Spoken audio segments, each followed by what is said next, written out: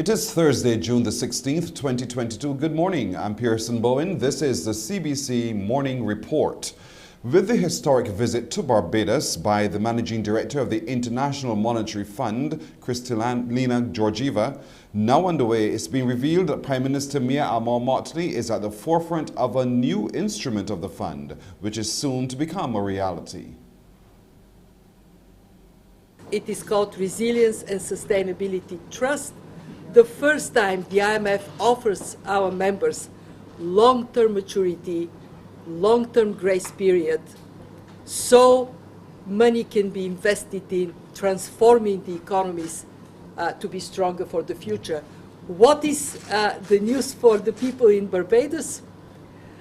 Prime Minister Motley for years has been arguing that the IMF and other financial institutions should provide concessional financing on the basis of vulnerability of countries, not just income levels. Ms. Georgieva is proud to be the first managing director of the IMF to visit this part of the Caribbean and to have a chance to hold discussions with the Prime Minister and other policymakers. Why this visit is so important to us at the IMF? Because, as we all know, the world is faced with tremendous challenges, and they are hitting Barbados and other countries in the Caribbean hard. Prime Minister Motley said the IMF has recognized that the problems the region is facing, and being here affords the managing director a first-hand look. It's one thing to speak about our condition. It's another thing for you to engage and to have the human face of what it is that is at stake here. And as you said, we have seen progress with your leadership with respect to the recognition that countries don't only need access to funding on the basis of national income, but on the basis of whether they're climate vulnerable. And the response with the establishment of the Resilience and Sustainability Trust is evidence that the IMF not only has recognized the problem, but it cares enough to put an instrument in place to meet the needs of these countries that are on the front line of the climate crisis. The IMF leader is expected to meet with the ministers of finance from the region at the Lloyd Erskine Sandiford Centre tomorrow. Yesterday, Prime Minister Motley, Ms. Georgieva and several government officials also went on an island tour. It began at the National Botanical Gardens and travelled through several parishes before stopping at St. John Parish Church. There, the Prime Minister voiced a concern about the prevalence of flat roofs in Barbados. She estimates the island would lose about 70% of its low-income housing stock if it is hit by a slow-moving hurricane. Prime Minister Motley also spoke of government's plans to construct 10,000 homes in the next few years utilizing renewable energy. This is the CBC Morning Report. We'll take a break here. When we come back, we'll update you on the COVID-19 pandemic and news of the war in Ukraine.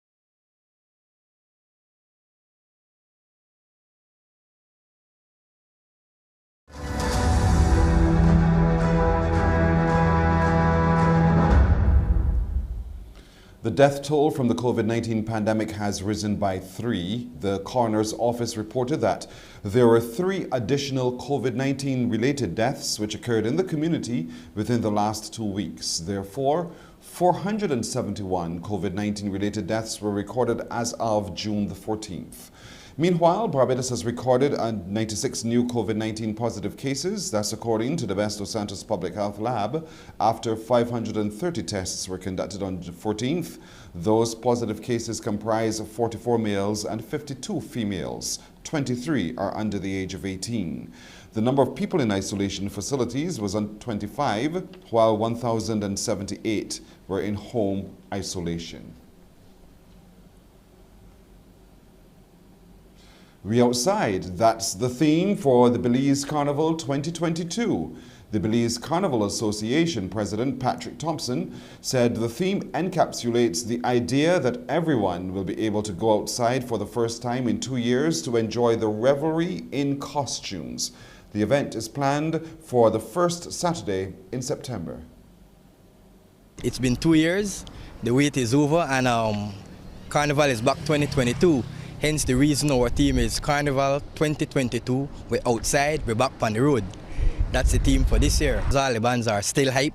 You know, like 2 years, everybody, we're waiting, and it's here. We will be having 10 bands coming down the road, 3 seniors and 7 junior bands. And I must say to the Belizean people, Carnival will be just as ever.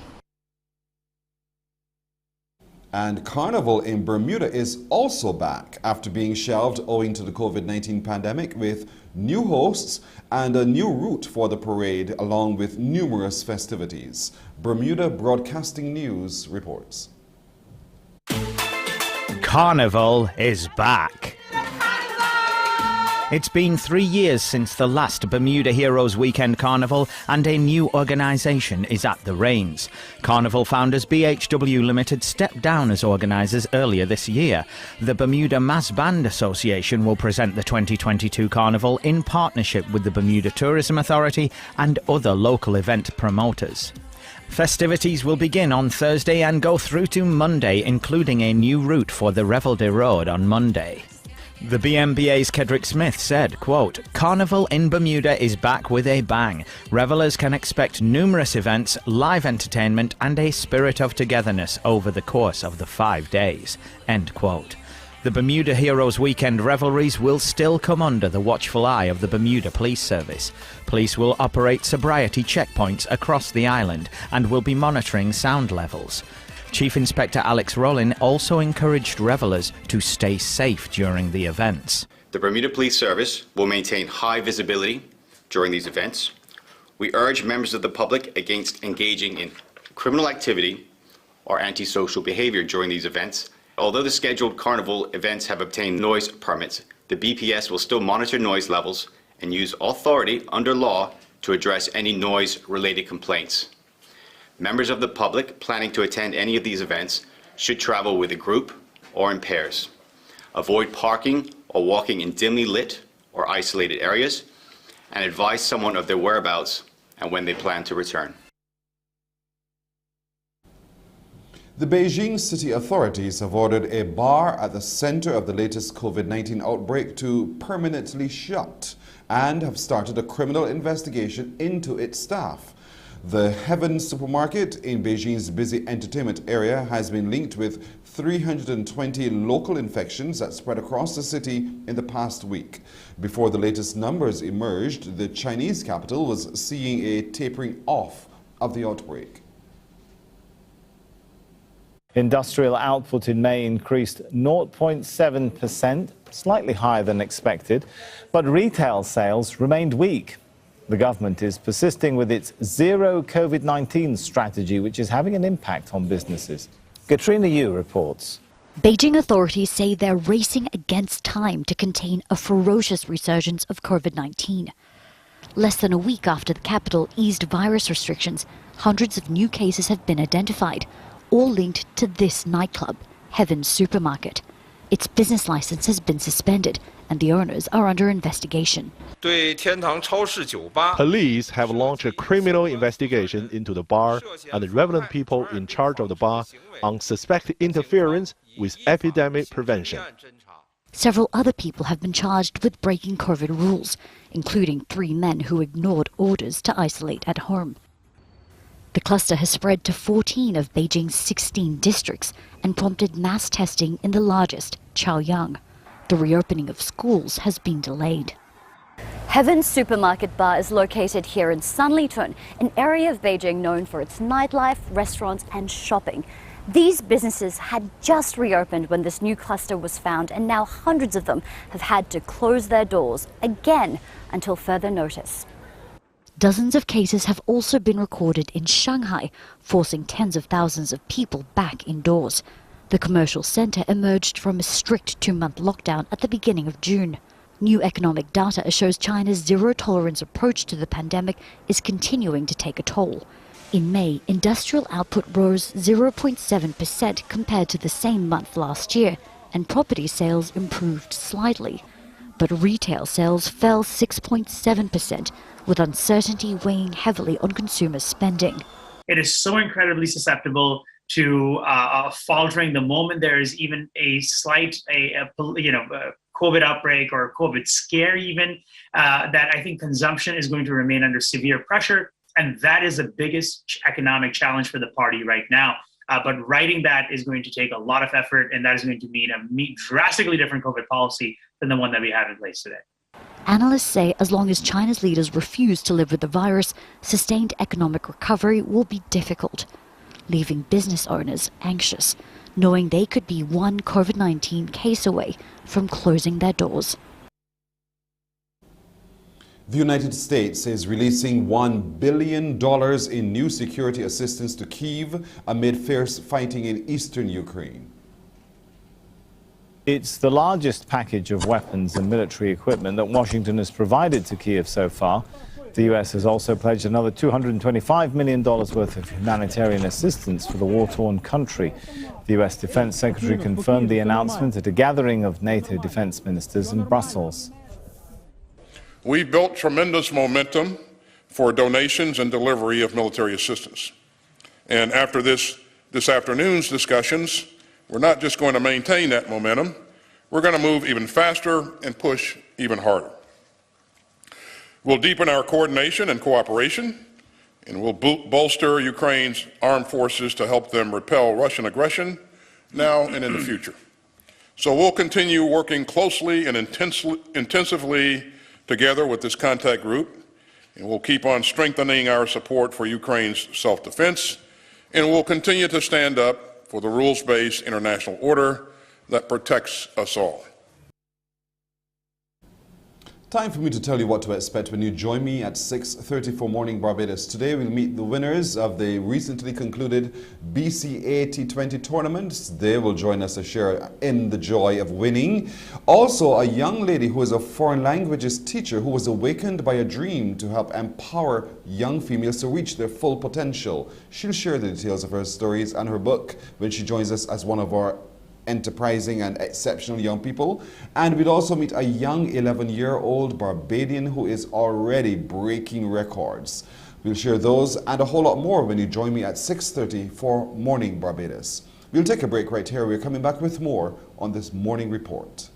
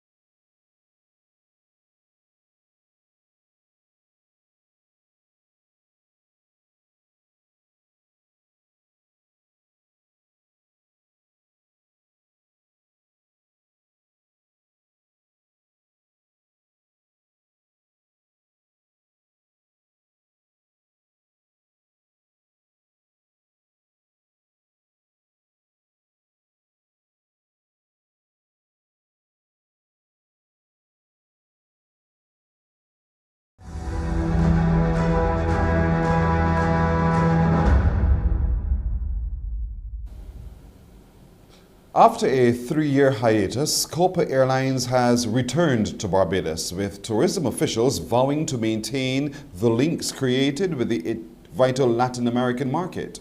Lisa Brooms reports. When the Copa Airlines flight touched down at the Grantley Adams International Airport from Panama, not only did it bring a load of almost 80%, but the presence of this airlink gives the island prime access to the expansive Latin American market. This from Barbados Tourism Marketing Inc.'s Director for Latin America and the Caribbean, Corey Garrett. We have landed a bigger plane than we landed in 2018, and that also now provides further opportunities for Destination Barbados and, of course, our neighbor Panama to work from a more commercial or investment standpoint. What do I refer to? Cargo. We now have a cargo hole where we can increase the exportation between Barbados and Panama and, of course, create many more commercial linkages as we work deeply to even grow the leisure tourism business. Mr. Garrett also outlined the type of business on which Barbados has set its sights. We understand that we may not be able to get all of the granular business, but we certainly do understand there's an appetite of high net worth individuals, investment persons, MICE, what we refer to in the tourism industry as persons seeking to hold meetings, incentives, conferences and events, who are all keen to support Destination Barbados. Meanwhile, the Chief Executive Officer of the BTMI, Jens Treinhardt, says Barbados will continue to use its heritage and history with Panama as it explores opportunities with the rest of Latin America. We're getting out of the COVID pandemic. I think we need to look at how can we promote Barbados differently and really telling these stories, connecting people to the local experiences and making sure that we make these small businesses the heroes as they are, because those are the ones that really make the destination, and that's what people want to connect with. It's the small little experiences that go beyond the beach and really that make people stay longer than just for a couple days. The flight was made even more historic as 2 Barbadian captains, Chetwin Clark and Mark Holford, piloted the airline into the island. Lisa Broom there reporting. Government is mindful of the difficulties Barbadian families have been facing in recent times and is examining all options to make things easier. This assurance from Minister of People's Empowerment and Elder Affairs Kirk Humphrey. Mr. Humphrey says he expects to receive a comprehensive report on the issue by the 8th of next month on how the social partnership will be dealing with the issue going forward.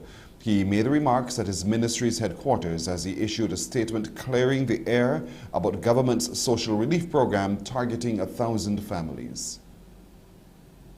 I've heard the complaints in relation to gas. The government of Barbados already capped the taxes on fuel charges so that at $80, persons don't pay VAT beyond that, and the price of gas now per barrel is like $120. I know that it is still very difficult, but that the government has done something in cases where bigger countries have not done anything. I also know that at the recent social partnership meeting held just on Monday, that a commitment was made to review the cost of living, and it is expected that by the 8th of July there is going to be further consultation and a report presented to how does the social partnership respond. But Barbadians understand this is a serious time. This is a difficult time across the world, and the government is doing a lot to be able to offer assistance. Mr. Humphrey says government's Assist 1,000 Families program is a comprehensive one which addresses all aspects of poverty alleviation within the family. He says it's simply not enough to introduce a basic income, which is being recommended as a bandage for the cost of living situation. And I've heard other suggestions as well that we should scrap this and think about universal basic income. It's a conversation worth having. But a basic income does not respond to multidimensional poverty. And when I say that it is multidimensional means that you're dealing with issues of education, you're dealing with issues of housing, you are dealing with issues of health, you are dealing with a number of issues that a program that seeks to address these issues must respond to. So in the 1,000 Family program, we're not only offering assistance, there are some Barbadians, for example, who do not have an ID card. So the first step is to make sure people have an ID card, personal identification. We then go on to deal with the issues in education, help the persons and the families with books, make sure somebody is there to help the children with their homework. We go through the process of counseling. The U.S. Federal Reserve has raised its target interest rate by 0.75 of a percentage point in an effort to drive down a surge in inflation and projected a slow economy and rising unemployment in months to come. The rate increase announced yesterday was the biggest by the U.S. Central Bank since 1994 and was delivered after recent data showed little progress in its battle to control a sharp spike in prices. This was an aggressive move, and it was widely anticipated in just the last few days. But this is a dramatic move that came together quickly. Originally, this hike of 0.75 of a percentage point was not what the board had intended, but rather after last Friday's pretty calamitous inflation report, which found prices increasing at 8.6% in the month of May, which outpaced expectations. That's when the federal board came back together and really rethought things and forecast this more aggressive move, and that's what was just announced today. Now, what is the big goal of the board here? It is to rein in those prices without provoking a recession in the U.S. economy. That is what economists have termed a soft landing. It is the big goal here, but as time has gone on and inflation has continued to outpace expectations, the path to that narrow landing, many are saying, has narrowed dramatically. So we're waiting to see what the board chair, Jerome Powell, says in about 20 minutes time and what his forecast may be going forward. Last time we heard from him in May, he said a soft landing was still possible. We'll have to see whether that prediction changes today. And how are average Americans receiving the prospect now of higher interest rates, which are going to go, pass along to them down the chain, right? Right. It's primarily borrowers who will suffer from higher interest rates. People who are looking to get a home mortgage, for instance, or a bank loan, those interest rates will go up significantly. This may be a new era of higher interest rates in the U.S. However, the more immediate pain that is being felt widespread across the American society is these prices at the grocery store or at the gas pump. Now prices more than $5 a gallon in the U.S. for regular gas, which is, again, another historic high. And those are the immediate concerns from everyday Americans that the board here, as well as President Biden's administration, wants to address as soon as possible. President Joe Biden has called on oil refiners to produce more petrol and diesel, saying their high profit margins are hurting consumers. Biden made the appeal in a letter delivered on Wednesday to major refining companies, including ExxonMobil, Chevron, Shell, and British Petroleum. In a letter, Biden said refiners need to produce more gasoline and diesel and should work with his administration to address the crisis. Well, consumer prices in the U.S. have reached 40-year highs, driven by a shortage in those oil supplies. Let's get more now from our White House correspondent, Kimberly Halkett. She joins us live from outside the White House. So you got to wonder if he's got half an eye on the midterm elections with this letter that he's sending. There's no question that this is hurting the president politically. The Americans are angry at the high prices they're paying for all kinds of goods, including fuel. And as a result, the fear is that Democrats could pay for this and lose control the House of Representatives and the Senate come November congressional election. So as a result, the U.S. president doing all he can to bring those prices down. That's why he sent a letter to the 7 major oil companies suggesting that they need to do all they can to boost productions to reduce these prices. They are at pretty record highs in the United States right now. In fact, so high that for most Americans, it now costs about a day's wages to fill up the fuel tank of a vehicle. Let's take a look at sports now. West Indies pacer Kemar Roach is back from injury. Roach passed the fitness assessment after making a full recovery from an injury sustained while playing for Surrey in the English County Championship. He therefore has been drafted into the lineup to face Bangladesh in the first fixture of the 2 matches which start today at the Vivian Richards Stadium in Antigua. In their first series against England, West Indies secured a 1-0 series victory and will look to continue that momentum.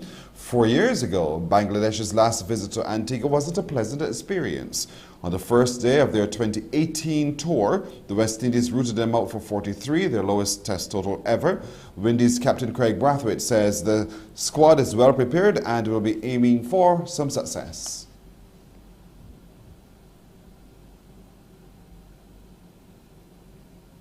Preparations, went superb.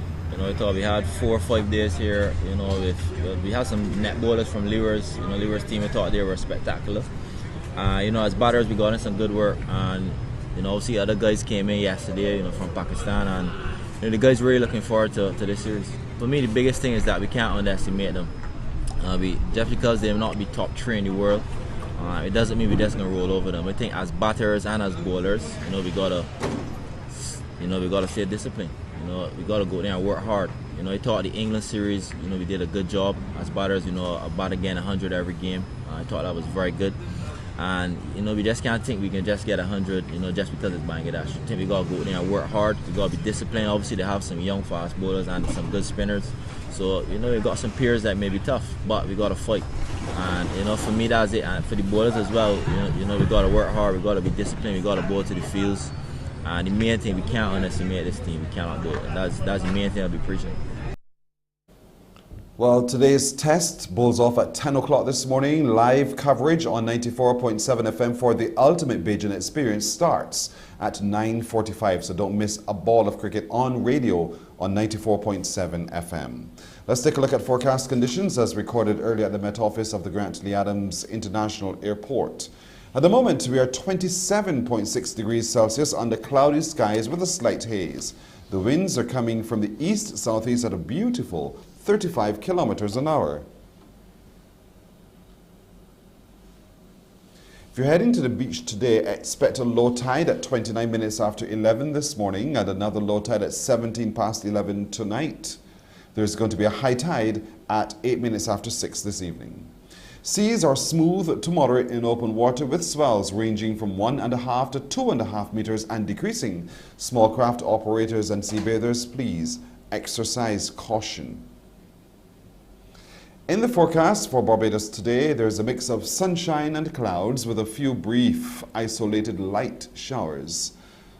While in the forecast for Barbados tonight, simply partly cloudy. Here's a look at some forecast conditions across some international cities.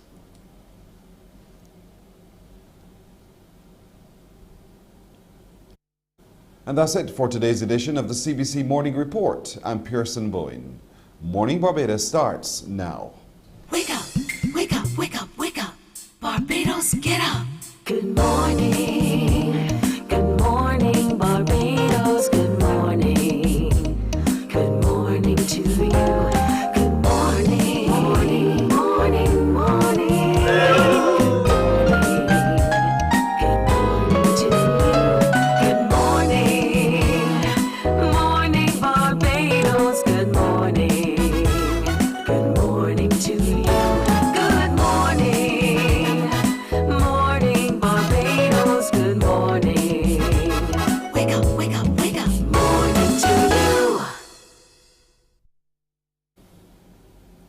Indeed, good morning to you. Welcome to today, Thursday, June the 16th, 2022. I'm Pearson Bowen from beautiful Barbados, welcoming all of you everywhere. Thank you so much for joining us here. Thank you so much for joining us wherever you are, watching our streams on YouTube and on Facebook as well. Thank you. Remember to also like our Facebook page, Morning Barbados. That's exactly where you will see everything we do every single day. And if you miss it, that's where you go. Morning Barbados on Facebook. Thank you for joining us there too. Now today, Thursday, we'll be hearing more about worship in Barbados, which began last weekend, saw the big stage in Oistins. Where shall they be this weekend? We'll talk to you a little bit about that and how you can come out and join corner to corner, globe to globe, and share in worship in Barbados. We'll also meet a young woman who is a NASA student. She is a student at NASA. Scientist at heart. And so she'll join and talk to us a little bit of her exciting journey and her choice through life. That amazing 11-year-old who's already breaking records will also join us today as he talks his story of preparation and what his success now means, what's his future plan, and the like. Hopefully today we'll hear a little bit about the plans set in place for this ceremonial delivery of the last games, which officially kicks off crop over activities within the season of emancipation and within what we call our season of soca here at the CBC as well. We're looking forward to hear more about that as well. And there's a young woman who has been awakened by a dream. She's written a book about it where she wants to empower young women to reach their fullest potential, but she's also a teacher of foreign languages. She'll join us this morning to share her exceptional story as well. But we love, as you know, to celebrate excellence and success, and the Barbados Cricket Association's 2022 cricket season has started. We recently met those who won the intermediate competition, Wanderers, and today we're going to meet now the T20 Cup and T20 Plate champions. The captain of the UWI Cricket Club, Kyle Corbin, and the president of Cupid Cavaliers Cricket Club, Wayne Webster, are with me this morning. Good morning, each of you. Good morning, Pearson. Good morning. Thank you for joining us. Congratulations, first of all. Congratulations on your team's winning. I'll start with Saturday's success first. This is where you come in, Kyle, because here it is, UWI, Sagicor UWIA, you were playing at North Stars. How was the game? How would you characterize it? It was a pretty competitive game. It was a game where we knew that the competition was going to be pretty good. Carlton was playing some good cricket, but so were we. We were unbeaten up to that stage, and we knew that once we, came out and played our brand of cricket, that we would have been pretty good and came out successful. You were playing against a team that is also a successful team at winning championships, so it's almost a head-to-head competition. Talk to me about what were some of the plans that were discussed going into it, because you had to no doubt strategize. Yeah, I mean, the plans were pretty much the same for the season. We focused mainly on players understanding their roles and that time into the overall team plan. The conditions were a bit foreign to some of our players not playing at North Stars before, but I must commend the ground staff. The pitch was amazing. The pitch was a really good pitch, and we always felt that once we put a good total on the board, we would be able to defend that, and that's what we did. Thank you for saying such wonderful things about North Stars. I'm a North man, I'm a St. Lucie man, so you're talking about my place, all right? So playing on that ground, knowing that the West Indies would have played there before, Barbados Pride team would have played there before, other teams would have played there as well. For you, significantly, Kyle, what did it mean for you now to have had your opportunity to play on that pitch? Of course, it's always been a historically good ground. A lot of first-class cricket has played it before. And it was good to get some cricket in kind of foreign, not foreign, but conditions that we're not really accustomed to playing in. North Stars, as I said before, it's very, very historic. And to be able to play there and to get a good game of cricket and the turnout from the crowd was spectacular. Mm-hmm. I think that in itself must be something that must be commended as well. And we were able to put on a good show and hopefully be entertained. A good show you did indeed. And then on Sunday we went off to Brighton. We had a ding-dong battle there as well. And this is where Cupid Cavaliers came out victors in this game. Wayne, talk to us a little bit about that and what that celebration must have felt like, knowing that you were now the recipients of the T20 plate. Well, Pearson, thank you for having us this morning. Let me say, of course, congratulations again to my club, Cupid Cavaliers, for having lifted the trophy on Sunday. I would say, though, that the match was perhaps competitive for the first 5 overs or so, because Greens got off to a pretty good start. They were 46 for 1 in the first 5 overs until we introduced our secret weapon, young 17-year-old Joshua Eastman.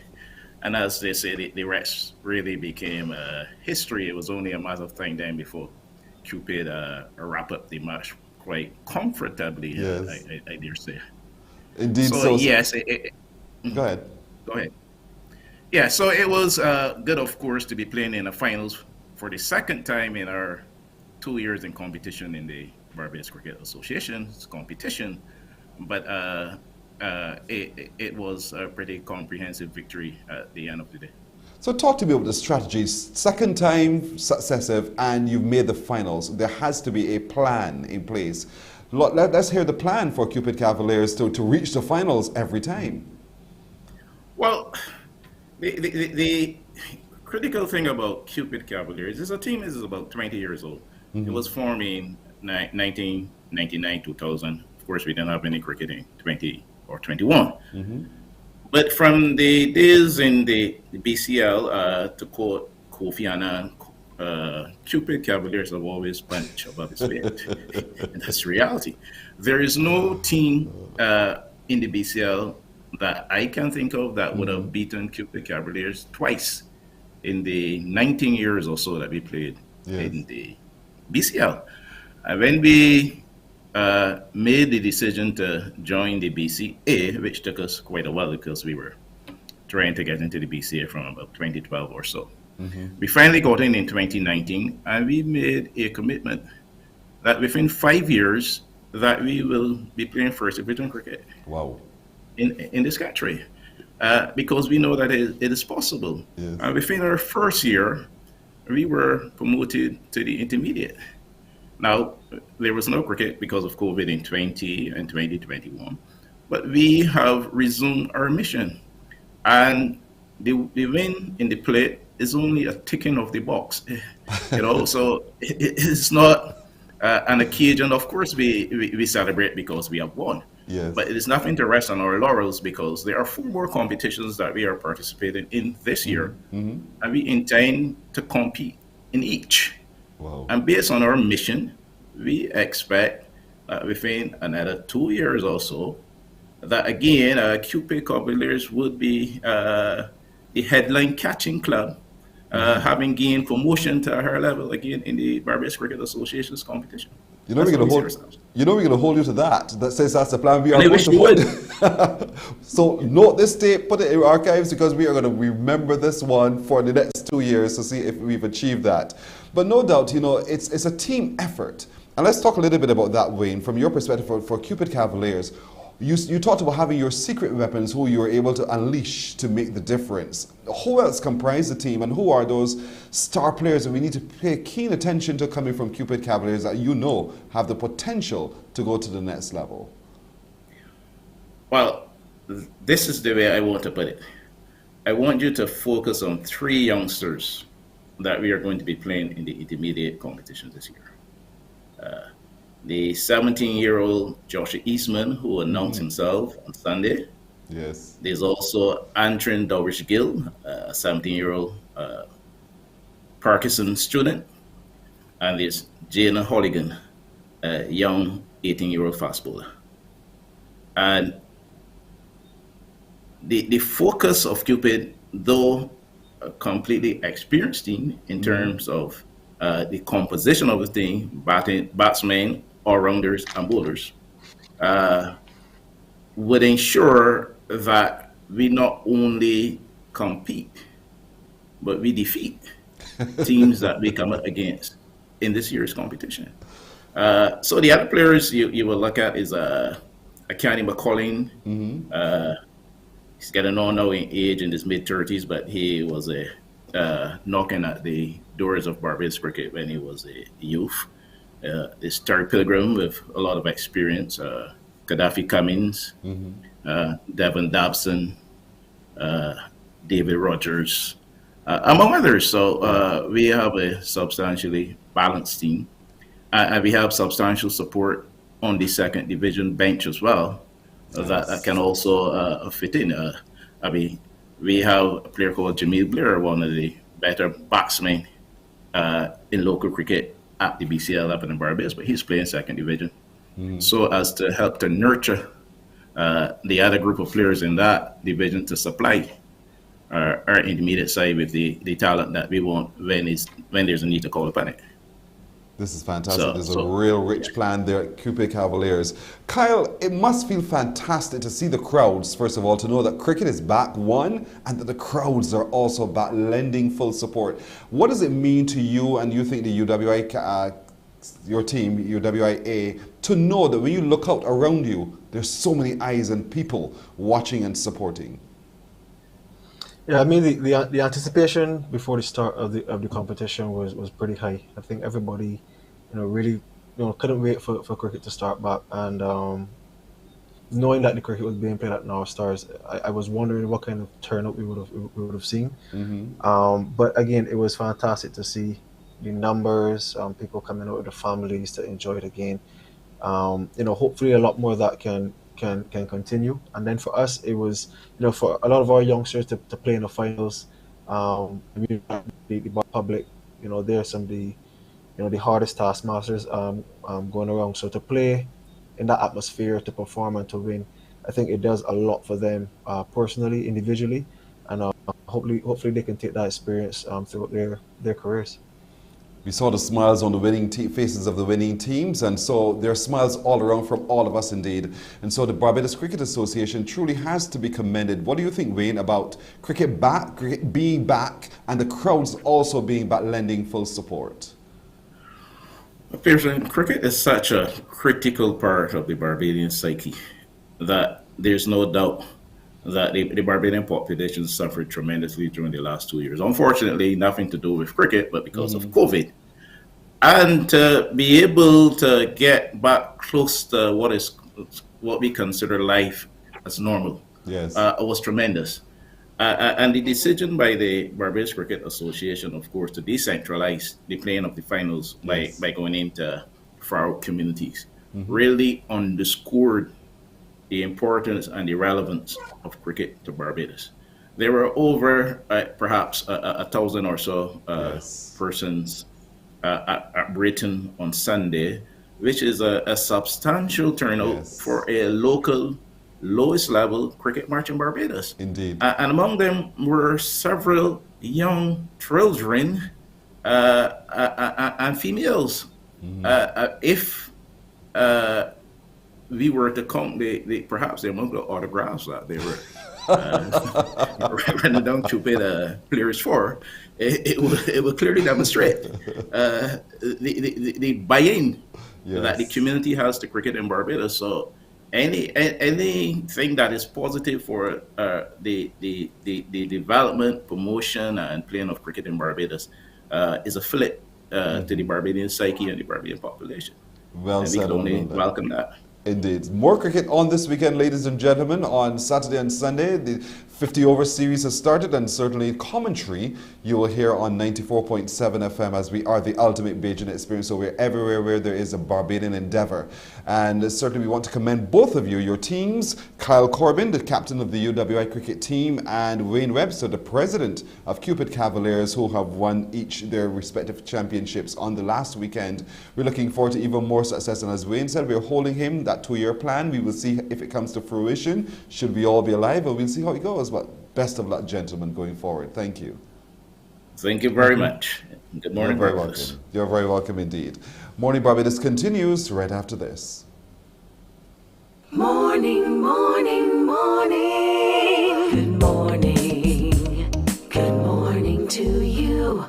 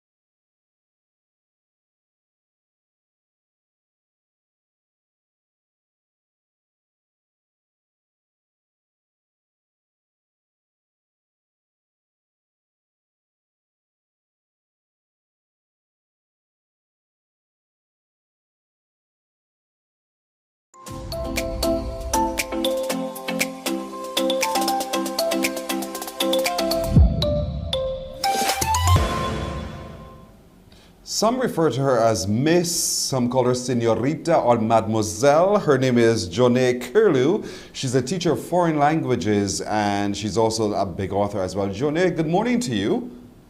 Good morning. How are you doing? Ça va? I'm doing well. Bien et tout? Et ça va très bien, merci. Thank you so much. I'm doing well. Good. Let's stop right there. Let's draw a line at that point. Good to have you company this morning because you're, for us, one of our exceptional young people. Your life is so storied. You talk about growing up in the valley, you know, and Right. what's your Caribbean connection? If you explain, could you explain that to us? Okay, so I am Jamaican, and we dubbed it the Valley because of how deeply rooted we were in crime and violence. So that's why we dubbed it the Valley. However, the name is Lawson Yard in Mount Salem. And it is that experience that has really undergirded a lot about who you are today. And so in all of it, you've written also a book, and I love the title, Awakened by a Dream. Why that title, and what was this dream about, if you don't mind sharing? All right, so it was actually a play on word. So awakened was, it happened when I left the community for any reason at all. And then it was a case where I stepped out. Maybe it was I went to Kingston to visit family, or I went to somebody else's house that was not in the inner city. And I realized that, oh, so people live differently. People have big houses. People have different way they can go to different schools, like private schools, and they had just a different type of lifestyle that I was not used to. They didn't have gunshots ringing in the neighborhood. That was where my awakening came about. So the dream now is also another play on word because it has nothing to do with sleeping and dreaming. It's basically where you desire more.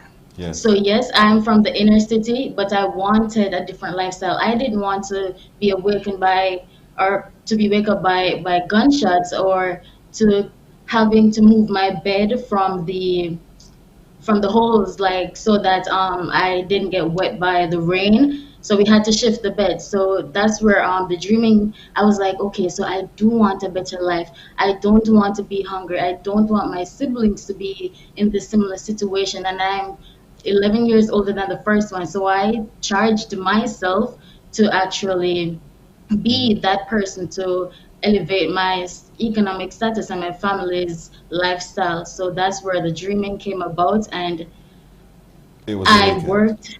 Yeah. It was. But here it is, because you knew you had a bigger purpose to serve. And I'm seeing your butterflies there, and I'm thinking too of how butterflies change. They start in one state and eventually they become the butterfly because they pursued and lived their purpose. And so this is what you also want to encourage other young women to be able to recognize and to be their best selves. The beauty, let people see the beauty within. So how do you do that on a day-to-day level? Because the book is one thing, we can read from the book and we can read your story and we can feel empowered. But making it now a real living reality, how do you do so? And so that happens within my career. I'm a teacher, I'm an educator. So yes, we have the formal curriculum where we go and we teach. I teach Spanish and French. So yes, I teach them verb conjugation, I teach them about syntax and all that good stuff. However, there's also the hidden curriculum, which is very important. So this is where we teach them how to model different behaviors and to attract different qualities that are meaningful to society. So by being a teacher educator, that is where I exercise it, because my students, they always ask, Miss, because they know my story too, so they will ask, Miss, how is it that you do this? How is it that you do that? And I will explain to them, I care for my students, I love my students. So this is where I tell them, look, you know I'm from this level of background, socioeconomic background, and I help them, I share my stories. As my book says, I use my stories as a map, which I help young girls to arrive at their destination, their purpose. So I actually just pour into them. I inspire them, I empower them by words of mouth. So definitely, that is how I do it in my day-to-day life on social media. I post very much positive things. I post quotes. I post my life on there as well because I want others to see me and see that this is a living representation. This is somebody who had nothing basically, had to go to school on some days with just fear. And I'm like, you can do it too. I'm a representation, so you can do it too. And I am actually in the process of starting a foundation, which will definitely be another level where I take this inspiration. When you begin to share about, when one begins to share about oneself, there's a level of vulnerability that one has to acknowledge is going to happen. How is it for you, though, at 25 years old, opening up yourself to tell the world your story of coming from almost abject poverty to who you are today, and especially in a space called the United States, where it is a totally different dynamic? How are you surviving that vulnerability and being able to still stand strong in your true purpose? At first it was very daunting. I'm not even going to lie to you. It was very daunting. But you know what? Because I taught in my country as well.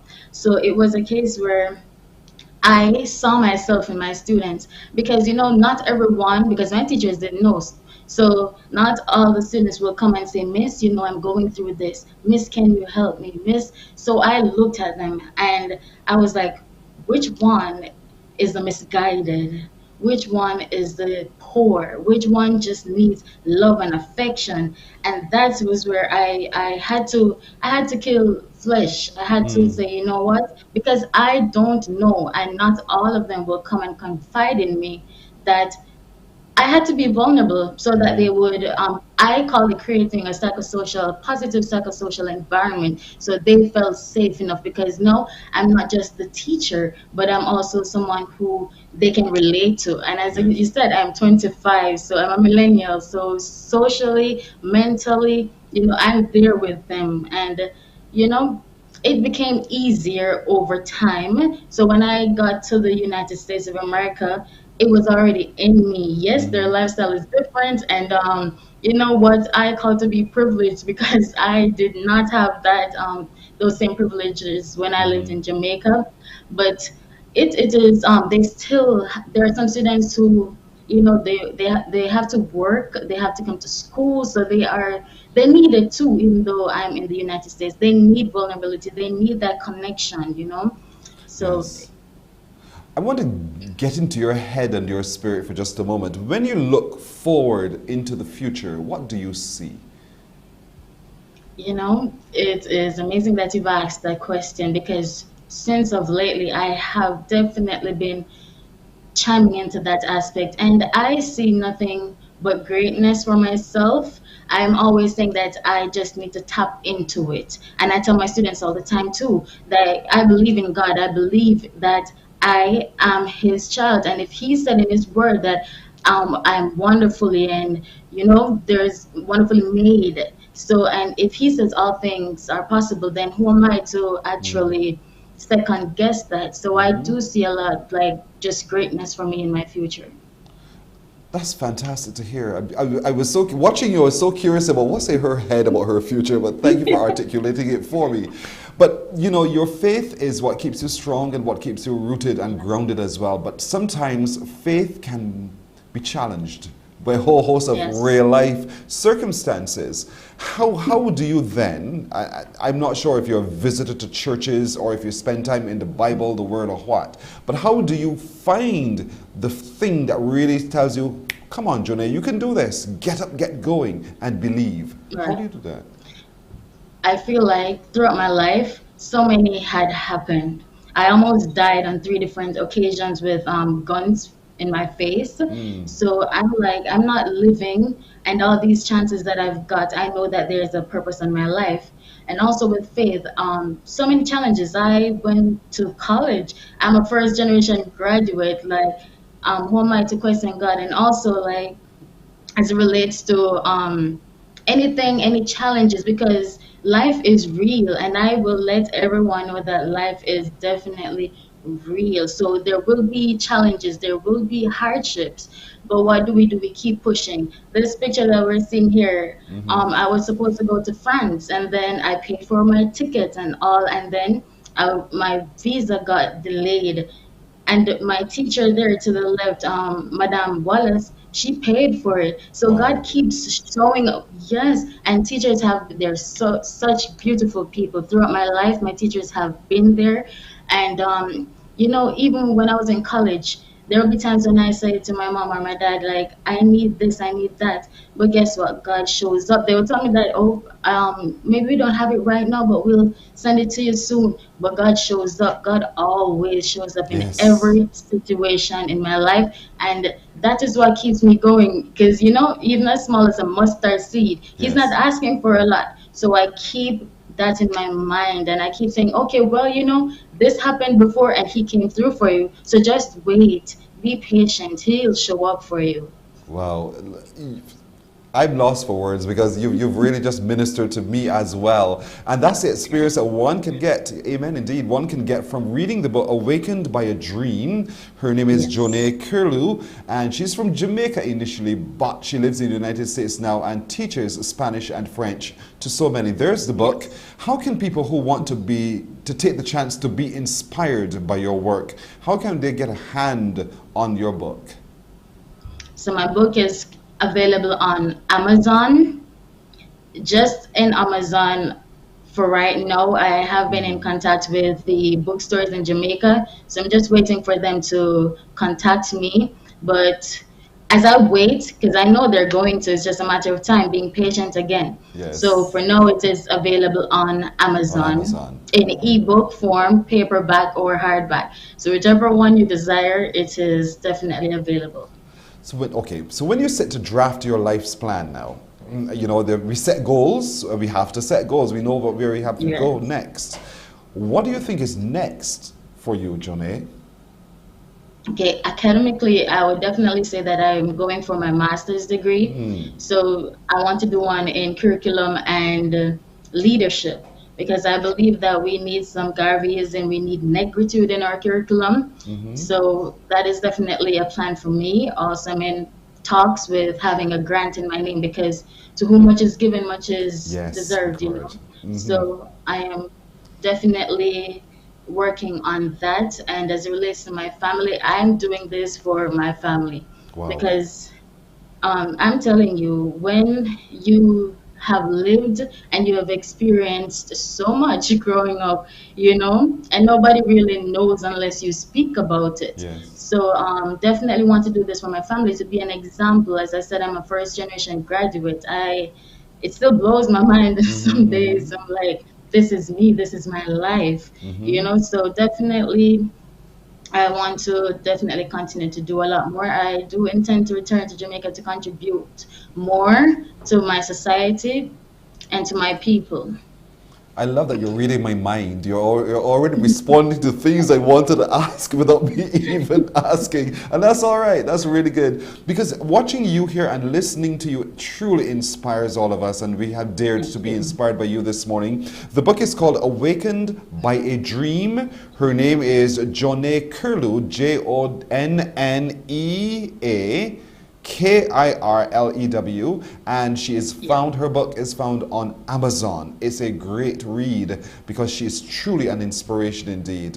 And so we want to encourage as many of you as possible to go online and order your book, have a copy, read it, be inspired. She wants to make a difference to young females, to let you know, ladies, that you are worthy, deserving, and capable to do great things as she has as well. Jonee, thank you for joining us this morning. I'm inspired, and know many others are as well. For us, we want to recognize you as one of our exceptional young people of the world, and it's good to have you here this morning. Thank you. Merci beaucoup. Thank you so much. Pas de quoi.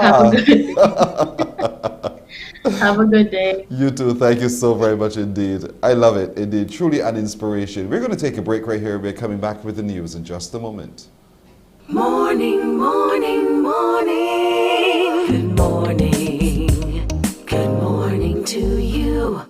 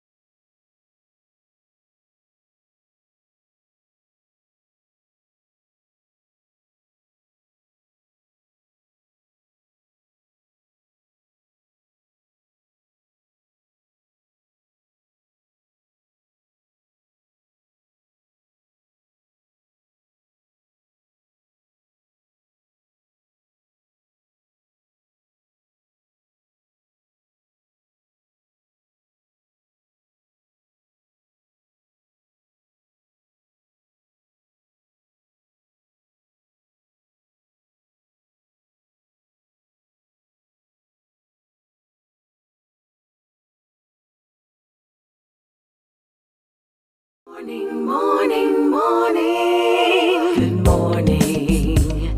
Good morning to you. It's 7 o'clock in Barbados and the Eastern Caribbean. Time for us to take a look at the news now with the historic visit to Barbados by the Managing Director of the International Monetary Fund, Kristalina Georgieva. Now underway, it's been revealed that Prime Minister Mia Motley is at the forefront of a new instrument of the fund, which is soon to become a reality. It is called Resilience and Sustainability Trust. The first time the IMF offers our members long-term maturity, long-term grace period, so money can be invested in transforming the economies to be stronger for the future. What is the news for the people in Barbados? Prime Minister Motley for years has been arguing that the IMF and other financial institutions should provide concessional financing on the basis of vulnerability of countries, not just income levels.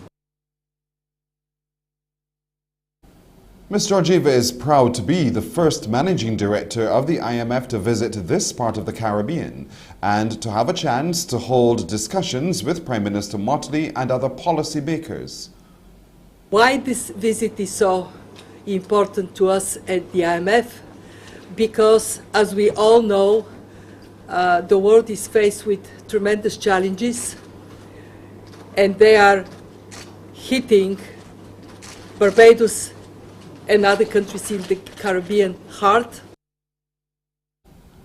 Prime Minister Motley said the IMF has recognized the problems the region is facing being here affords the managing director a first-hand look. It's one thing to speak about our condition. It's another thing for you to engage and to have the human face of what it is that is at stake here. And as you said, we have seen progress with your leadership with respect to the recognition that countries don't only need access to funding on the basis of national income, but on the basis of whether they're climate vulnerable. And the response with the establishment of the Resilience and Sustainability Trust is evidence that the IMF not only has recognized the problem, but it cares enough to put an instrument in place to meet the needs of these countries that are on the front line of the climate crisis. The IMF leader is expected to also meet with ministers of finance from the region at the Lord Erskine Sandiford Centre tomorrow. Yesterday, Prime Minister Motley, Ms. Georgieva and several government officials were also on an island tour. It began at the National Botanical Gardens and travelled through several parishes before stopping at St. John Parish Church. There, the Prime Minister voiced her concerns about the prevalence of flat roofs in Barbados. She estimates the island will lose about 70% of its low-income housing stock if it is hit by a slow-moving hurricane. Prime Minister Motley also spoke of government's plans to construct 10,000 homes in the next few years utilizing renewable energy. The death toll from COVID-19 pandemic in Barbados has risen by 3. That the coroner's office reported that there were 3 additional COVID-19 related deaths which occurred in the community within the past 2 weeks. Therefore, 471 COVID-19 related deaths were recorded as of June the 14th. Meanwhile, Barbados has recorded 96 new COVID-19 positive cases. That's according to the Best of Santos lab after conducting 530 tests. These positive cases comprise 44 males, 52 females, 23 are under the age of 18. After a 3-year hiatus, Copa Airlines has returned to Barbados, with tourism officials vowing to maintain the links created with the vital Latin American market. Lisa Broom reports. When the Copa Airlines flight touched down at the Grantley Adams International Airport from Panama, not only did it bring a load of almost 80%, but the presence of this airlink gives the island prime access to the expansive Latin American market. This from Barbados Tourism Marketing Inc.'s Director for Latin America and the Caribbean, Corey Garrett. We have landed a bigger plane than we landed in 2018.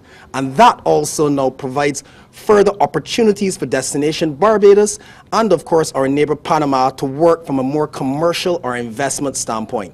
What do I refer to?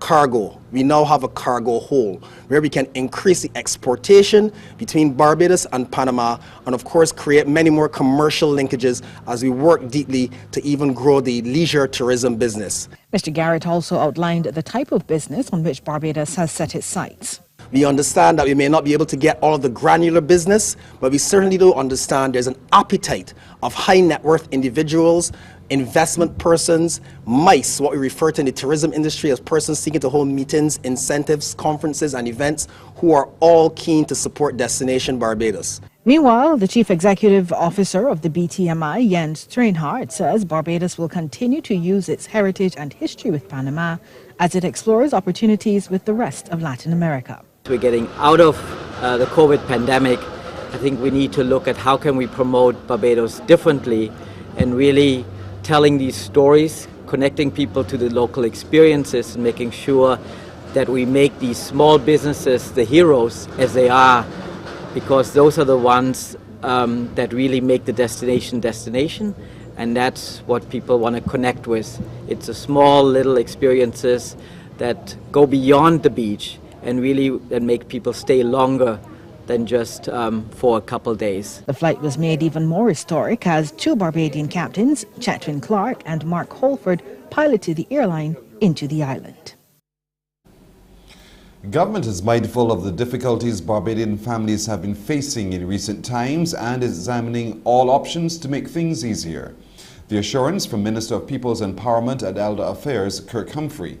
Mr. Humphrey says he expects to receive a comprehensive report on the issue by the 8th of next month on how the social partnership will be dealing with the issue going forward. He made the remarks at his ministry's headquarters as he issued a statement clearing the air about the government's social relief program targeting 1,000 families. I've heard the complaints in relation to gas. The government of Barbados already capped the taxes on fuel charges so that at $80, persons don't pay VAT beyond that, and the price of gas now per barrel is like $120. I know that it is still very difficult, but that the government has done something in cases where bigger countries have not done anything. I also know that at the recent social partnership meeting held just on Monday, that a commitment was made to review the cost of living, and it is expected that by the 8th of July, there is going to be further consultation and a report presented to how does the social partnership respond. But Barbadians understand, this is a serious time. This is a difficult time across the world, and the government is doing a lot to be able to offer assistance. Mr. Humphrey says Government Assist 1,000 Families program is a comprehensive one which addresses all aspects of poverty alleviation within the family. He says it's simply not enough to introduce a basic income, which is being recommended as a bandage for the cost of living situation. And I've heard other suggestions as well that we should scrap this and think about universal basic income. It's a conversation worth having.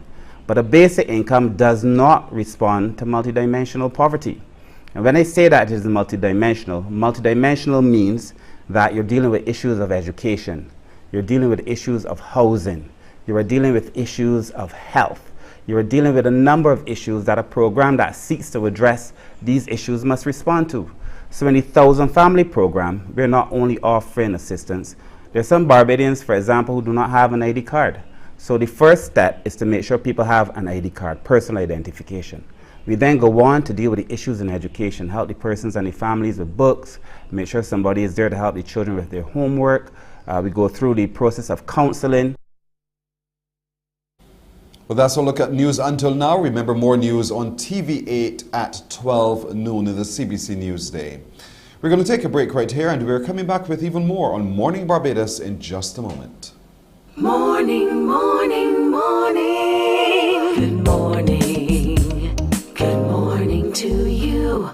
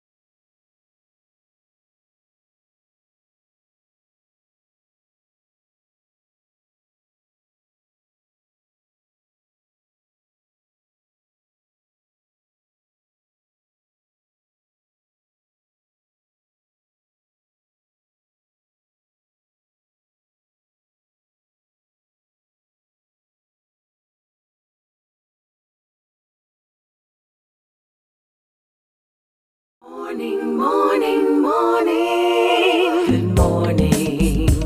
Good morning to you. Approaching 13 minutes after 7 o'clock, the sweetest summer festival anywhere in the world is back.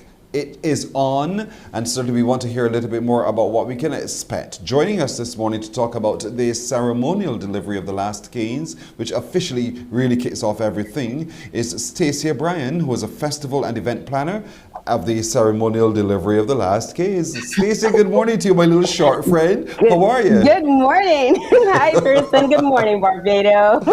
Good to see you. I'm well too, thanks for asking. Now listen, July the 2nd, July the 2nd, I'm going to say it one more time, July the 2nd, folks, is the day on which we are having the ceremonial delivery of the last cane. It must be great to know we have a festival on again, doesn't it?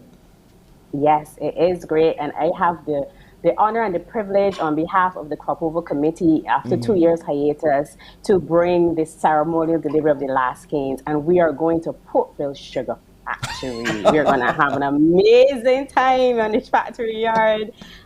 In the entire committee, I mean, if this event has not been picked apart and turned on its head, and we looked over the running order day after day, every Crop Over meeting, because it has so many details to making sure that when we ceremonially open the Barbados Crop Over Festival in 2022, that it is perfect for the Barbadian audiences and all of the visitors to the island. I love the fact that you're taking it back to the factory yard. I love that.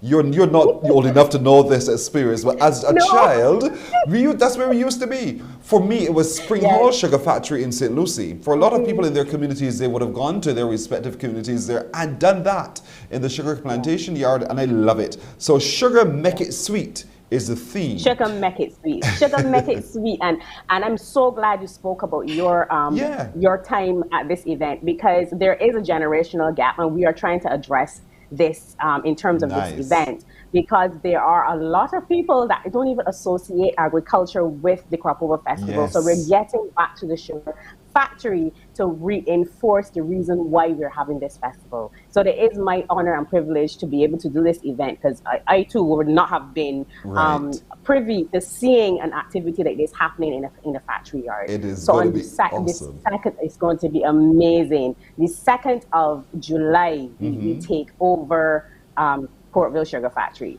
Of course, with this event, there are some elements that happen no matter where we go. There's always a procession where we actually deliver the last canes and bless it and so on. So we're going to move the procession this time from Rock Hall, Freedom Village, and we're going to come into the factory yard with all of the folk characters.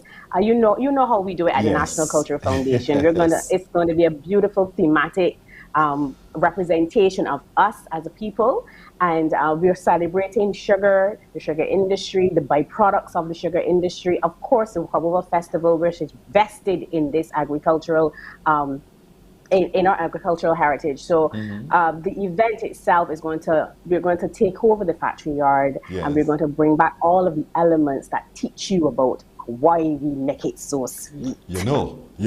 So I'm anxious and looking forward to this whole thing. So the procession starts at the Freedom Park there at where's this building? Thank you. Rock Hall. Rock Hall. And we're going to leave there, and that's not too far away from Portville at all, because it's just off the St. Thomas roundabout area there. And we come around the roundabout and we make our way down to Portville. Now my thing is parking, sister. What's the plan here? Because people are just going to drop their cars. Of course, we work with the support services and the police service and so on. So they're going to allow us some parking on the verge in terms of on the highway and so on. And there's ample parking inside of the sugar factory itself. So we're working with the support services to ensure that the traffic management and everything on the day is not impeded based on the use of the space. And that's going to be paramount. We're also going to have a bus service from Bridgetown. So those persons who want to come directly to the sugar factory, they can do that, as well as we do know that there are other routes on the Rock Hall route and so on that will facilitate persons coming to the event. Great. So Folks, our minds are settled where that's concerned. But, you know, once we get into Port Vale itself, I mean, if you've never been to a sugar factory before, this perhaps is the opportunity for you to be able to do so. The smells alone are amazing. Alone. You know, And go ahead. the thing about it is that for the creative genius at the National Culture Foundation, I must say, the technical team and those persons around that committee, we are going to be going into the actual cane yard where they store the sugar before it's the sugar cane before it's processed. And we're taking over that space, and we're going to make it into the Sugar Bay marketplace. So you can come in there, you can have food, you can have drinks, you can have art, you can have all of the byproducts of sugar in an entire trade fair atmosphere in the cane yard. So you get to see what this industry has done for Barbadians and how we as a people have used the products to make indigenous cotton industries from foods, for drinks, what we do with the barrels. So all of the elements of the sugar industry will be on show at the Port Vale Sugar Factory. And of course, you know, I am a heritage girl. We're going to do tours of the factory so that you can get to see what it's about and how this process all happens. That is sweet. Now listen, my father worked at Port Vale, I'll tell you. So as children, you know, we were around. So I think for anyone who has not had my experience, who has not had that kind of experience, you really ought to be on July the 2nd at the ceremonial delivery of the last cane. It's a festival, folks. It's a festival. Sugar make it sweet, and it can be real sweet at Port Vale on that day. It's absolutely free. Of course, and we'll be interacting with the byproducts. We'll get a chance to see and taste and touch and tour.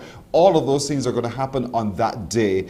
And then, of course, you know, we're going to have the usual presentations done on stage and so forth. So you want to talk us through what's happening? Yes, in terms of the official ceremony, there are some elements that we have to do within the context of the Crop Over Festival. We will be honoring our Crop Over Star Works. I won't give those names out now because it's going to be a beautiful day for those persons within the context of technical, masquerade, visual arts, and music that we honor, as well as we work with the, we're going to be honoring our outstanding sugar workers. And we've, for the last couple of years, expanded the category so that it is not just persons who would have cut cane. Traditionally, that's what it was, but other people who work within the factory, who worked in different sectors of the industry have also been honored. And of course, we will officially declare it open, and at the end of that, we go into what we're going to have as the Vintage Calypso tent to celebrate that hickory crop genre of music. And it's good for me because,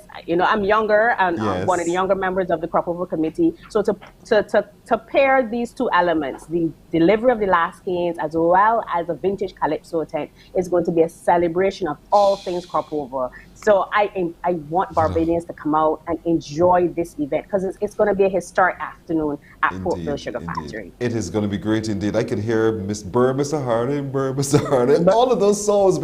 Don't start me, don't start me. Pearson, yes. I got Mr. Destroyer for you. The first monarch coming.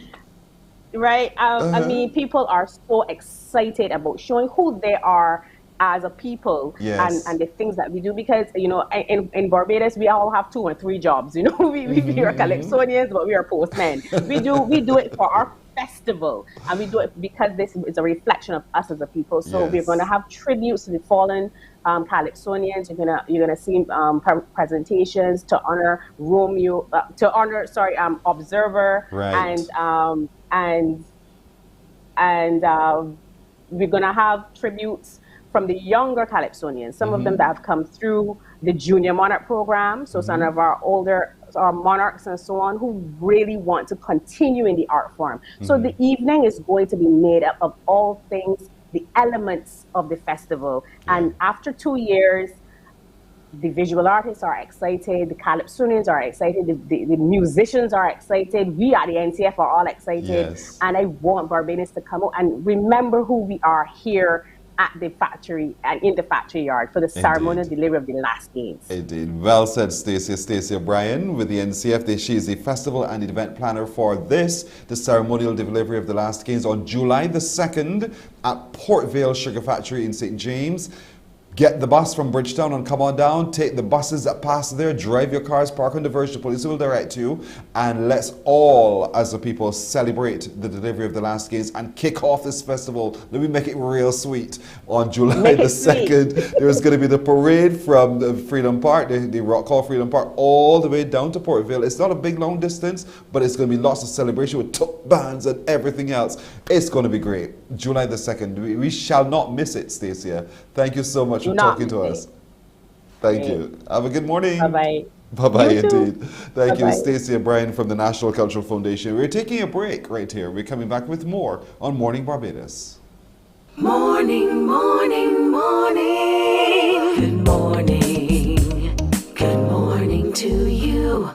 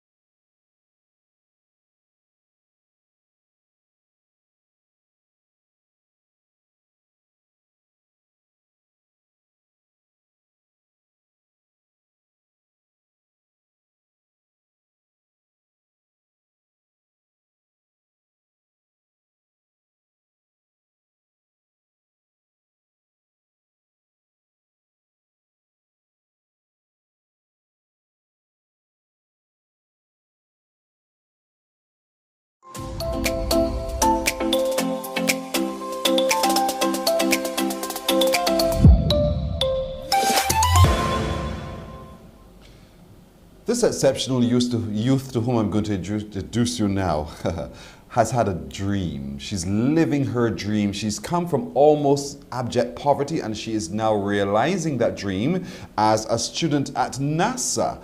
Her name is Angelica Stewart. She's from Jamaica. Good morning to you, Angelica. Good morning, good morning. When people look at you, they think, is this the little Angelica who grew up around us? Is that who she is now? Do you get that reaction often? Sometimes a lot of people who really know me, they feel unbelievable. You know, I feel unbelievable sometimes. Sometimes. And so what is it that makes it sometimes unbelievable for you that this is your life? Because I remember where I'm coming from. It wasn't even a dream to like work at NASA. It wasn't even something to say you're gonna be working with engineers. Yes. It wasn't a thing to be an engineer. And the part that makes it, you know, believable at times is that I've always worked hard. I've always been that student. So I knew something great would come, but not this great. So this great obviously means something fantastic to you because your parents would have struggled to ensure that you were able to achieve a lot that you have achieved. Talk to me about that struggle you saw your parents undertake on your behalf. Growing up in Jamaica, my mom was working like minimum wage. You know, it was kind of hard to do certain stuff. You know, going to like one of the top high schools, like school fee was expensive. Like I wasn't the person that had a car to bring me to school or any of those, you know, normal things that people have. I didn't have that, and I just had to work with what I had.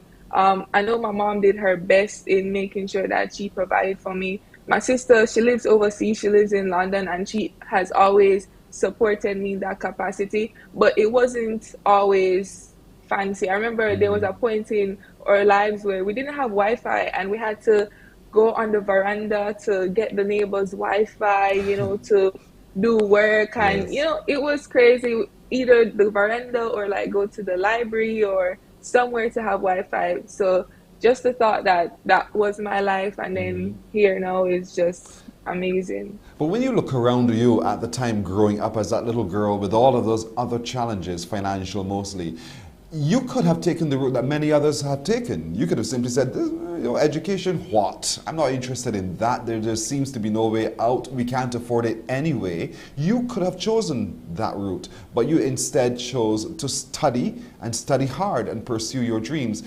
What was it that inspired you to take the path that you took?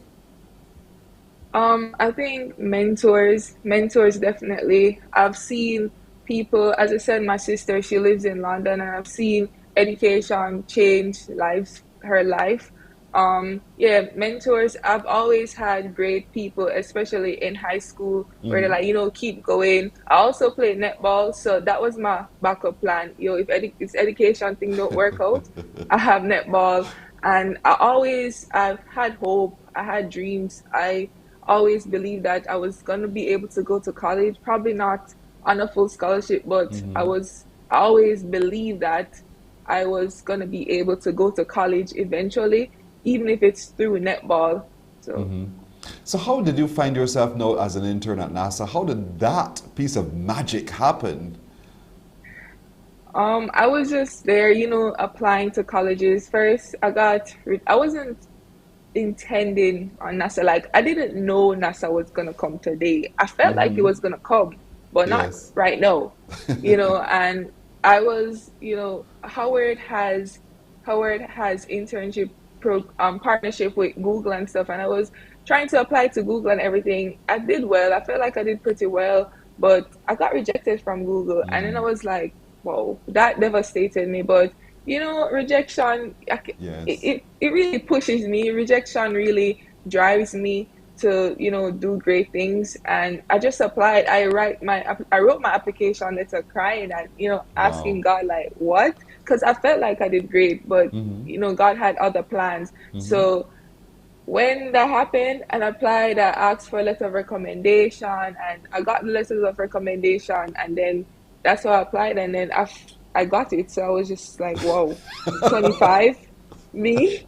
I didn't even expect it to happen because it was just 25 of us. So I was just shooting my shot at this point. Yes. So the day you got the notice that says you are accepted, talk to me about where were you, what were you doing, and then you had to open it up and you saw the news. Talk to me. Actually, it was funny. I was preparing for an interview with Amazon, and I was just really stressed out that day. And I was like, John, no, I have to prepare for this interview with Amazon, And then one of my mentors from my high school, she just called me randomly. It was just weird. So I decided to answer the phone. And while she was calling me, I checked my email. I was like, hold up. Wait, what? Immediately, I just logged out of that Amazon window. I was like, I got an internship for the summer. I was like, whoa, and then I called my friends. I called my dad. I was like, guys, it happened. No more too focused, Angelica, because I was really focused on getting a summer internship.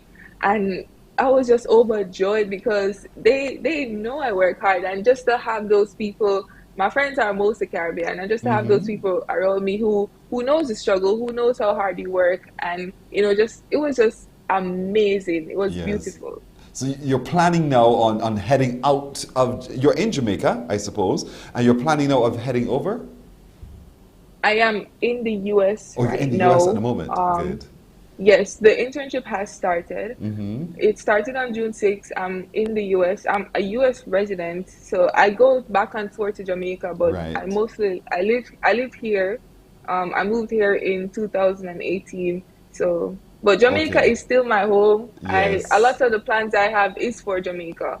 I'm not gonna just look at Jamaica and be like, no. I love my country. I like what you said. A lot of the plans you have those plans are for Jamaica. What do you mean when you say that? Okay, so I do plan on making Jamaica one of the best countries in the world in terms of technology. It's not there right now, and I know that Jamaica has the capacity to go forward with the resources that we have. So I have those plans. I'm going to execute those plans after I get my degree. And of course, I have a lot more to learn. I have a long way to go, but that's definitely one of my goals. So yeah. So you are such a determined person, and I love that. You know, but here you are now. You are in NASA, and you are interacting with people, around 25 of you who've now been brought into this cohort from everywhere else in the world, who are equally eager, equally intelligent and capable. Do you ever feel as if you don't quite match up? Oh yes, a lot of the times. It's imposter syndrome. I feel like, sometimes I feel like, yo, am I here by on accident? But thank God for good friends. Thank God for family that's like, no, you worked hard for this. You were studying late at night. You do things that no one else does that put you in this position. I'm just like, so my friends definitely keep me grounded in terms of making sure that I don't let this imposter syndrome take over. Yeah, that's so good to hear. So, what's your plan for life? What's your ultimate desire? I know you want to give back to your island, Jamaica, but what's your ultimate desire for you, Angelica? The ultimate desire, I don't really have that quite figured out right now. That's but fair. I do want to get my PhD in something. This NASA internship is a research internship. So I do want to get my PhD because I feel like research definitely drives innovation. And the more we know, the more we can do. So I do want to get my PhD to kind of help, I don't know, the world, the Caribbean. I say I love Jamaica, but I love the Caribbean. Yes. I also want to help other people behind me. Right now, I have an organization called the College Connect International that it starts with Jamaica, of course, but the goal is to help international students to go to college and, offer free SAT tutoring, etc. I know that's that's very expensive. So my organization gives that for free. So yeah. That's fantastic. How old are you now, if you don't mind me asking? I'm 19 years A old. little girl, a little girl, 19 years old. You are living a massive life. Now, there are other 19-year-old girls like yourself who are perhaps keen on engineering too and find themselves sometimes in difficult situations and feel to give up. What advice would you give to them today? Difficulty. It's just difficulty. It's just an obstacle you have to get over. Jump those hurdles. Know how to jump those hurdles. Difficulty. It will never go away. So even when you're big and rich and you're the engineer that you are, the difficulty will never go away. You just know how to maneuver through those difficulties. One of my favorite quotes, it says, "Failure will never overtake me. My determination to succeed is strong enough." So just make sure that your determination to succeed is stronger than your failings. And failure is good, actually. Fail fast. When you fail fast, everything, you just know what's next. So don't be afraid of failure. It's something that can help you progress faster. Wow. You've got a head on you, girl. You've got a head on you, and it's quite inspiring indeed. Well done, Angelica Stewart. We're very immensely proud of you here in Barbados for the things you are going to do and the benefits you'll bring to the Caribbean as well. We look forward to the next chapter of your young life. 19 years old, you're already quite an outstanding person. And for us, one of our exceptional young people as well. Thank you so much for joining us today to share your words of inspiration and your journey so far. Keep us posted so that we can stay on track of what's happening with you, okay? Thank you. You're very welcome indeed. Have Angelica a great Stewart, day. you do too. Thank you. Angelica Stewart is her name. She is one of our very young and exceptional people of the Caribbean. We're going to take a break right here. When we come back, we'll meet a record breaker. Stay with us.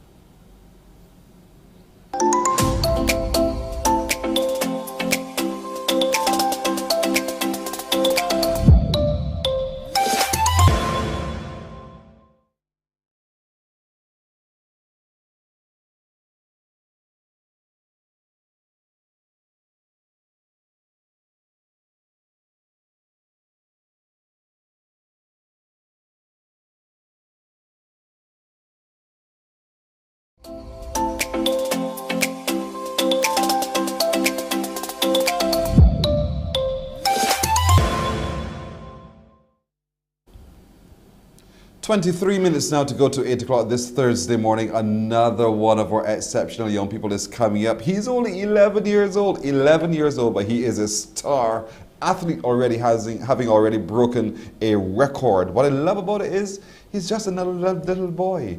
Good morning to you, Charlie. Charlie Wood. Good morning. Good morning. How you doing, Charlie? I'm good. Oh, wonderful. And you're wearing your uniform as well. You ready for school? Yes, please. Well, what are those things on your lapel? What are those saying? Well, this is my head boy badge here. This way. Yes. And this is the leadership badge. Oh, well done. What did you have to do to become head boy, and what did you have to do to have your leadership badge? Well, we all did my work, and yeah. All right. But listen, you are a record breaker, Charlie. Talk to me about that and how it feels to know that your name, Charles Wood, is now in the record books. So tell me about that. Well, I feel over the world. I'm very happy. I put in a lot of work to get there, so yeah. So tell me about the work you put in. What kind of work did you put in to break this record? And what was the event, first of all, that you broke the record in? Well, it was the 800, and my coach, Mr. Garnish, trained me really well. Yes. And my father, which brought me, so he helped me. Now listen, Charlie, I can't even run 200 meters without getting tired. You already you were to laugh at me, and you are running 800 meters and breaking a record. Don't you get tired? I do, but I have to push through the pain, that's why. Oh, really? So that's your advice to me this morning, to push through the pain? Yes, we. No, No pain, no gain. No pain, no gain. I don't know if I can do it. You will definitely beat me at 800 meters. So who are some of your track athletes who run the 800 meters that you think are so good that you would love eventually one day to be like? I would like to be like Jakob Ingebrigtsen, Mm-hmm. one of the best runners I know. Well, that I watch. Mm-hmm. What is it about his style that you think is so good that you want to pay attention? He runs so relaxed and very strong. So how does one relax though? Because you're thinking, I have to do 2 laps around this big field, this 400 meter track, 2 laps. By 200 meters, I'm already tired. So how do you stay relaxed and get through it all? What's the plan? Well, when the pain hits, you have to maintain. You can't like slow down. That's why. Is that what your coach says to you? Well, my dad tells me that, and my so, coach always tells me to push through the pain. So Charlie, when the pain hits, don't slow down, keep going, just keep pressing on. And then when you get to the end, you collapse. And it's all at that point to win. So here it is, this little young man who is 11 years old. Do you see yourself eventually continuing in track and field? Yes, please. All right. Also cricket. Really? And yes, please. And you were saying? An engineer. Oh, Mechanical wow. engineer. You want to be an engineer, but you're also passionate about sports, cricket, and athletics. I like that. What area of engineering do you think you might want to eventually pursue? Well, I would like to do mechanical and electrical because vehicles are going electric now. So yeah. Smart man, smart man. You spend a lot of time talking to daddy, something tells me. You and daddy talk a lot, right? Yes, please. I know it. But with all of this big achievement, you're still just a young man at 11 years old, and you go to Newbury Church, right? Yes, please. You're part of the Nazarene Church. Do you meet the symbol? No. But what about church do you still love so much? I love like worshiping God because He was the person who gave me my talents to bring me here. Amen, Charlie boy. One day you're going to be a little preacher, But you also love to go fishing. Really? Yes. So do you have a fishing Fishing. rod or sorry? Go ahead, go ahead. Do you have a fishing rod or do you have this little string that you call your fishing rod? Tell me about your rod. Well, I have a fishing rod, A real fishing which I rod? use. Yes, please. Ah. And are you really good at that? Of course, yeah. Just patience. So oh, that's it, just patience. Do you think you could fish better than me? Of course. I love it. I love it. Challenge accepted. So tell me a little bit about the fish you've caught at your fishing explorations. Well, I caught a horse already, Mm. That's the biggest you've caught? and well, yes, and some eels. Oh, so when you reeled in an eel, did it scare you? No, not though. Yes, it did. Yes, it did. No, no. Fair enough. So I want to meet you somewhere. Where do you go fishing? Well, sometimes I go Paynes Bay or in the north. Okay, all right. So, at some point, I'm going to find you down there and we are going to have our fishing competition, Charlie. That's what we're going to do. Now, Okay. you were recently awarded the man of the match against a visiting team from England. Cricket. Yes. Wow. So, are Yes, you sir. better at bowling or batting? Well, batting also. You're I'm also good batsman. at bowling. Ah, all-rounder then. So, who's your favorite cricketer? My favorite cricketer is Steve Smith Why? because I like his attacking skills and how he attacks the bowlers and stuff. So, fair enough. The West Indies is going to be playing, today. There's a test match that starts today in Antigua. Who do you think is going to win that match?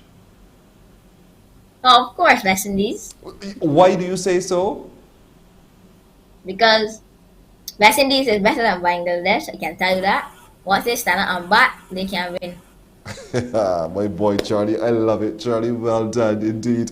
And you were recently presented with a very special award at Knapsack. So let's talk a little bit about that. What did it mean to you to receive this special award at Knapsack? I felt good, Awesome. really good. Awesome, right? So you're 11 years old now. July the 5th is coming up. You know what happens on that date? Common entrance. Yes, Charlie. Are you scared? Are you prepared? Well, just a little nervous, but I am prepared. You are prepared. What school do you think you'd want to go to eventually? I would like to go to HC, Harrison's College. What about Coleridge and Parry? That's another one. Don't look at No, me it's like too that. That's too far. All right, Charlie.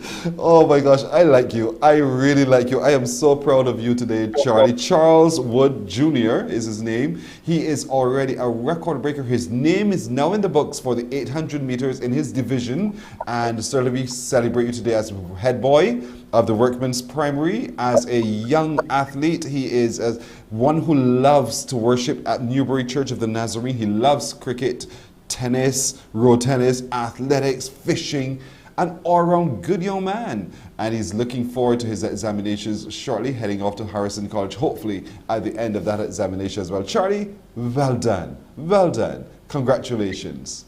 Thank you.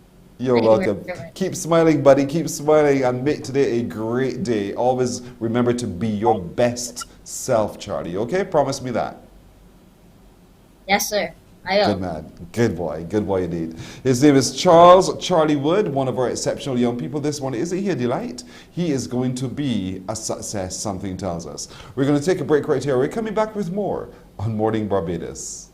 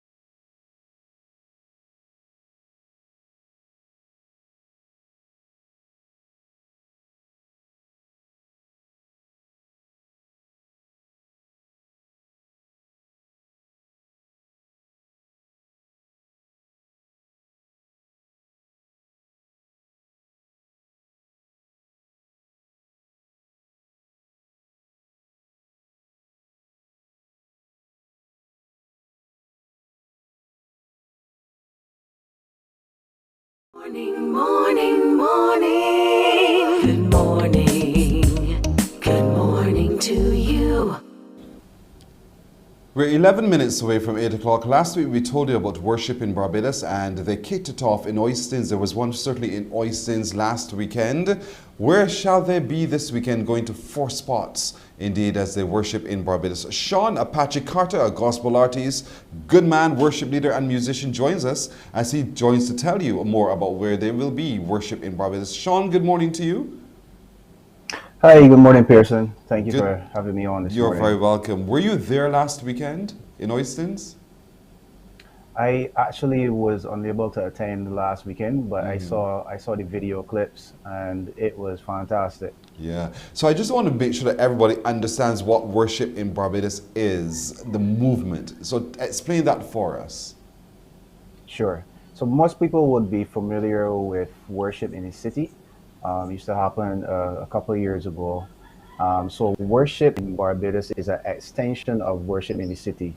The vision of the Lord was to take worship to the 4 cardinal points of Barbados: north, south, east, west. So it actually started in the north at Farley Hill National Park, and then from there we went to the south in Oistins. And this Saturday we'll be going to the historic Codrington College.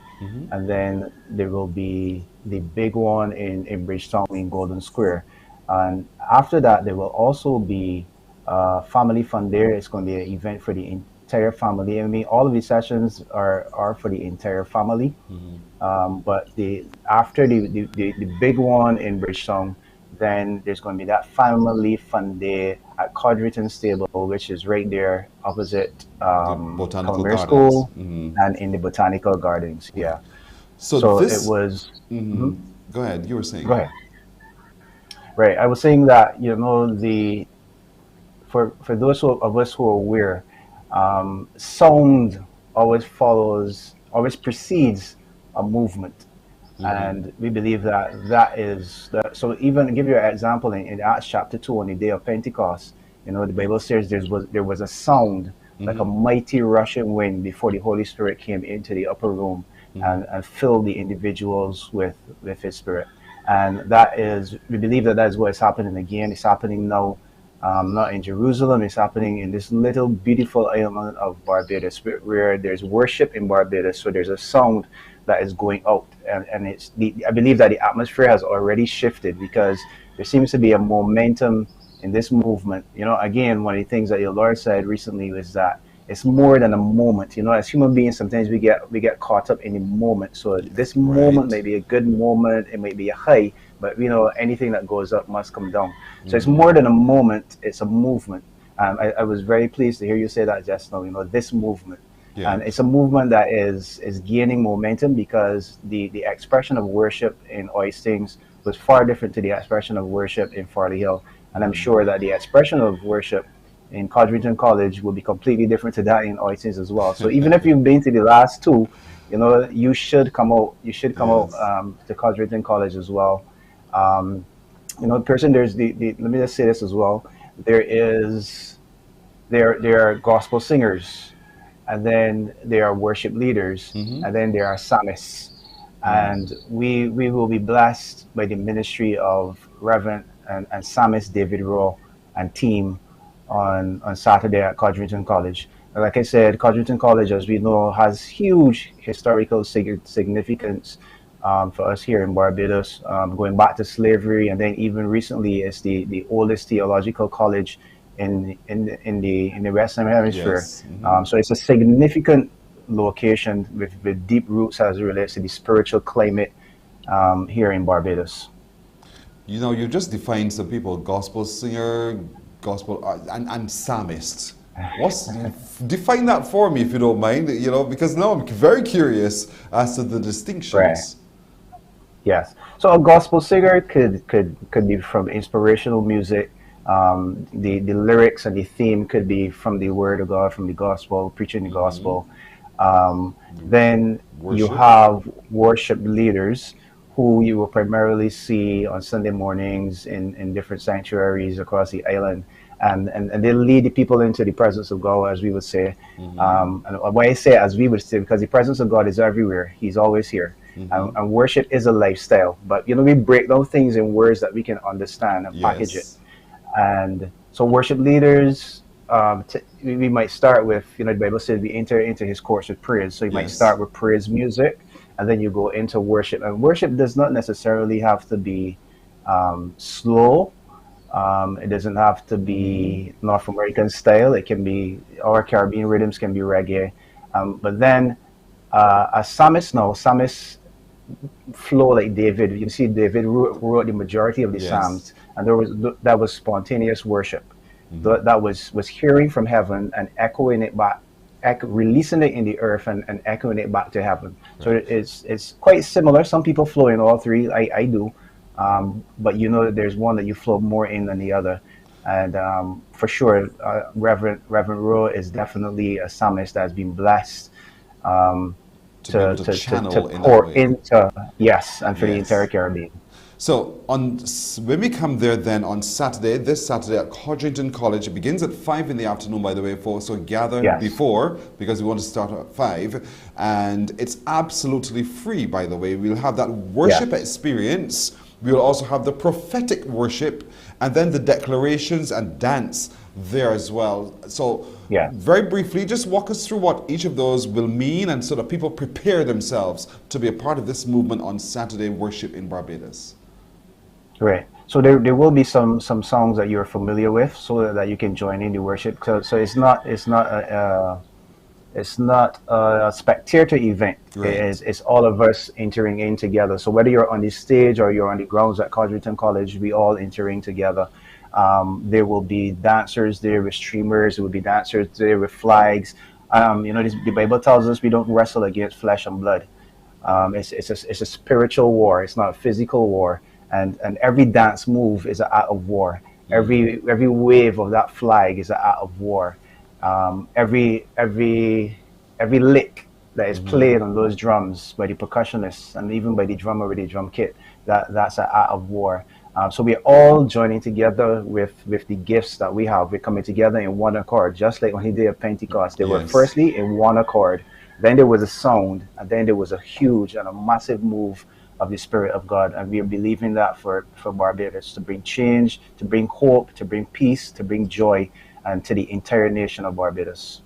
Folks, that's where it's going to be. Codrington College, a historic ground there for the next edition of the Staging of Worship in Barbados, beginning at 5 in the afternoon. Quite a number of people are going to be there. The movement continues, and it's growing, and it's getting stronger and stronger. The hope is for change, real change, through the collective. And that's where all of you who believe should be on Saturday from 5 at Codrington College. It's quite scenic as well, so we encourage all of you to come. A massive stage will be there, so you know exactly where it's going to be. You can come from any denomination. It doesn't matter at all the denomination which you serve, but all of you who believe in the change and the shift, that's where you'll come.